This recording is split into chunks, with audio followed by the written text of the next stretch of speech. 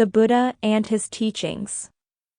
Namo Tassa Bhagavato Arahato SammāSambuddhassa. Homage to the Exalted, the Worthy, the Fully Enlightened One.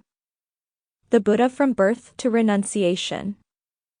A unique being, an extraordinary man arises in this world for the benefit of the many, for the happiness of the many, out of compassion for the world, for the good, benefit, and happiness of gods and men. Who is this unique being? It is the Tathāgata, the Exalted, Fully Enlightened One. Aṇguttara Nikāya, 113. Birth. On the full moon day of May, in the year 623 BCE, there was born in the Lumbini Park at Kapilavatthu, on the Indian borders of present Nepal, a noble prince who was destined to be the greatest religious teacher of the world. His father was King Saddhammo of the aristocratic Sakya clan, and his mother was Queen Maha. As the beloved mother died 7 days after his birth, Maha Gautami, her younger sister, who was also married to the king, adopted the child, entrusting her own son, Nanda, to the care of the nurses. Great were the rejoicings of the people over the birth of this illustrious prince.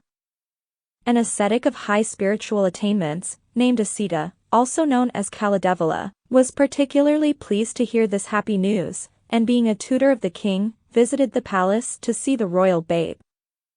The king, who felt honored by his unexpected visit, carried the child up to him in order to make the child pay him due reverence. But, to the surprise of all, the child's legs turned and rested on the matted locks of the ascetic.